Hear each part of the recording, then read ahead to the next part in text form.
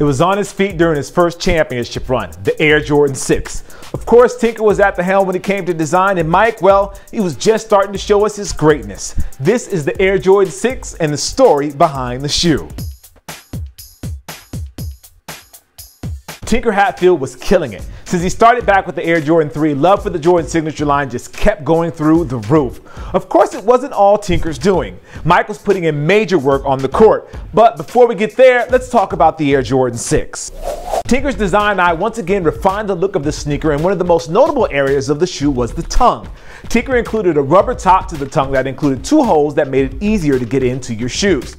Now, while most would stop there when they referenced the design, the shoe also featured sculpted midsoles and translucent outsoles.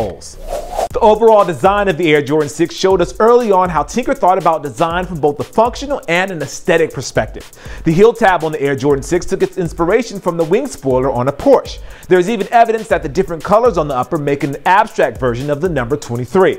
However, not everything on the Air Jordan 6 was brand new. The visible air unit was a staple in Nike product at the time, and so it remained, as did the lace lock, both of which appeared on the Air Jordan 5. By all counts, the 90-91 season was a windfall for Jordan. His game was on point. Not only did he average 31.5 points per game, that year he was voted first team All-NBA, first team All-Defense, made a 6th straight All-Star appearance, and was also named the 1991 League MVP. Those things alone would make this mark of an incredible season, but it didn't stop there. Jordan and the Bulls went on to win their first NBA championship, and Jordan was named NBA Finals MVP. Now, if that wasn't enough of a Hollywood ending for you, comedian Jerry Seinfeld was spotted wearing the shoe on his show, and Tinker was tapped to design a boot for another Michael Keaton in this case, for the role of Batman in the 1992 movie Batman Returns. And speaking of returns, the Jordan 6 eventually did make its return in the year 2000 in the Olympic colorway, and a few others of course, and in 2006 it made its first appearance as a low-cut version of the shoe.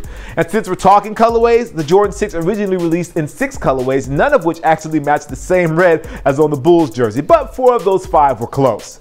Now, if we had to give the Jordan 6 a nickname, it'd probably have to be Champ. It was on Michael's feet when he won his first championship, and there is no other Jordan that can actually say that. Encapsulated air, Porsche-like wing on the heel, lace locks, a translucent outsole, a talented designer, and a player with an unstoppable will to win.